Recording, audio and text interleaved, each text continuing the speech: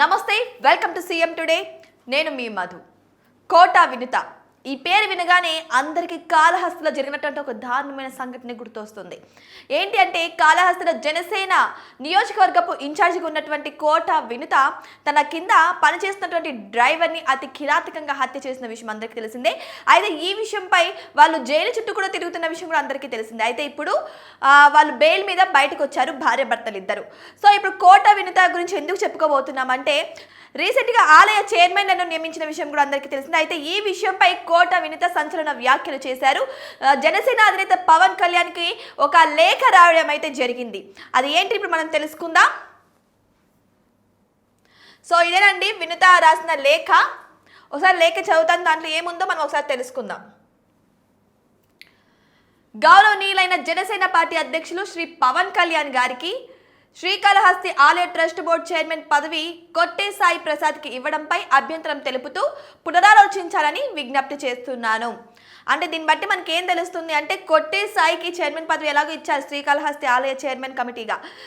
So ఆ విషయంగా చూసుకుంటే ఈ యొక్క చైర్మన్ పదవి ఇవ్వడం కోట వినుతకి ఇష్టం లేనట్టు తెలుస్తుంది. ఇక డీటెయిల్స్లోకి వెళ్ళి చూద్దాం. ఇంకా శ్రీకాళహస్తి ఆలయ ట్రస్ట్ బోర్డు చైర్మన్ పదవి కొట్టే సాయి ప్రసాద్కి ఇవ్వడానికి నేను పూర్తిగా వ్యతిరేకిస్తున్నాను. మహిళలంటే కనీస గౌరవం లేని వ్యక్తికి పవిత్ర పుణ్యక్షేత్రమైన శ్రీకాళహస్తి ఆలయ ట్రస్ట్ బోర్డు చైర్మన్ పదవి ఇవ్వడం సమంజసం కాదు. నా పైన జరిగిన రాజకీయ కుట్రలో ప్రధానమైన వ్యక్తుల్లో ఈ కొట్టే సాయి ప్రసాద్ కూడా ఒకరు.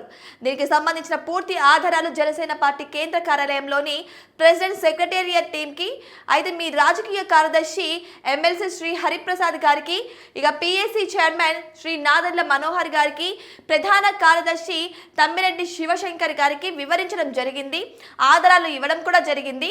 బహుశా నాకు జరిగిన ఇంత పెద్ద సమస్య మీ దృష్టికి చేరలేదని భావిస్తున్నాను. ముఖ్యంగా శ్రీకాళహస్తి నియోజకవర్గంలో గత వైసీపీ ప్రభుత్వం 5 సంవత్సరాల్లో అనేక మంది జనసేన కార్యకర్తలు నిజంగా నిజాయితీగా పనిచేసిన వాళ్ళు చాలా మంది ఆలయ చైర్మన్ పదవికి అర్హులు ఉన్నారు. పార్టీ కోసం గ్రామాన ఇంటింటికి వెళ్ళి ప్రచారం చేసిన వాళ్ళు, స్థానిక సంస్థల ఎన్నికల్లో దమ్ముగా పోరాడిన వాళ్ళు, పోలీసుల దగ్గర బూటు కాళ్లతో తన్నించుకున్న వాళ్ళు, పోరాటాలు చేసి కేసులు పెట్టించుకొని జైలుకి వెళ్ళిన వాళ్ళు, వీర మహిళలు ఉన్నారు. ఇలా నిజాయితీగా నిజంగా కష్టపడిన వారిని గుర్తించి ఎంపిక చేయాలని విజ్ఞప్తి చేస్తున్నాను. దయచేసి మహిళలంటే గౌరవం లేని వ్యక్తికి జనసేన నియోజకవర్గ ఇన్ఛార్జిగా ఉన్న నన్ను భౌతికంగా హతం చేయాలని, ఇక రాజకీయాలకు దూరం చేయాలని, కరెక్ట్గా దెబ్బతీసి కుట్రలు చేసిన వ్యక్తుల్లో ఒకరైన కొట్టే సాయి ప్రసాద్కి పవిత్ర పుణ్యక్షేత్ర ఆలయ చైర్మన్ పదవి ఇవ్వడం సమంజసం కాదని, అర్హులు చాలా మంది జనసేన పార్టీ శ్రీకాళహస్తి నియోజకవర్గంలో ఉన్నారని, వారిని గుర్తించి మీ నిర్ణయాన్ని పునరాలోచించుకోవాలని కోరుతున్నానని, త్వరలో అన్ని ఆధారాలతో మీడియా ముందుకు వస్తాను. ఇట్లు వినుత కోట. సో ఈ విషయంగా చూసుకుంటే వినుత జైలు పాలవ్వడానికి, ఈ హత్యా కుట్రలో ఆమెను నిందితురాలుగా చేర్చడానికి ముఖ్య కారకులు కొంతమంది ఉన్నట్టు తెలుస్తుంది.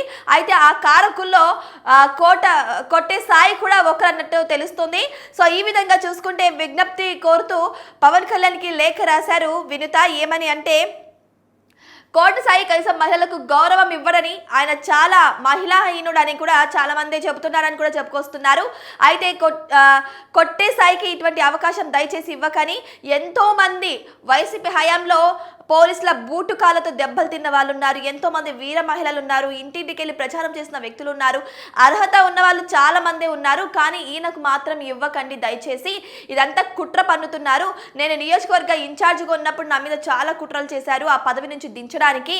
సో నన్ను భౌతికంగా కూడా నాశనం చేయడానికి కూడా వీళ్ళు ట్రై చేశారు. అవన్నీ కుదరకపోవడంతో ఇలా నా మీద నెగిటివిటీ స్ప్రెడ్ చేసి ఒక హత్య కేసులో ఇరికించారు. దయచేసి నిజాలు తెలుసుకోండి. కొన్ని ఆధారాలను కూడా జనసేన ఆఫీస్కి పంపించాలని చెబుతున్నారు వినుత గారు. ఈ విషయంగా చూసుకుంటే నిజంగానే ఏదో కుట్ర జరిగినట్టే అనిపిస్తుందని తెలుస్తుంది. సో ఇంత హత్య కేసుని మిందేసుకొని కూడా ఇన్ని అవమానాలు భరిస్తూ కూడా ఇప్పుడు జనసేన నేతకి ఇటువంటి లేఖ రాయడం కూడా నిజంగానే గమనార్హంగా తెలుస్తుంది. మరి జనసేన నేత ఈ యొక్క లేఖను చదివారా? ఆయన స్పందన ఎలా ఉంటుంది? నిజంగానే చైర్మన్ పదవిని మారుస్తారా? కరెక్ట్గా అర్హులైన వారిని చైర్మన్ పదవిని నియమిస్తారా? మరి మీకేమనిపిస్తుంది? కొట్టే సాయి నిజంగానే శ్రీకాళహస్తి వంటి పవిత్రమైన ఆలయానికి చైర్మన్ గా కరెక్ట్ అంటారా? మీ అభిప్రాయం ఏంటో కామెంట్ బాక్స్ లో కామెంట్ రూపంలో తెలియచేయండి.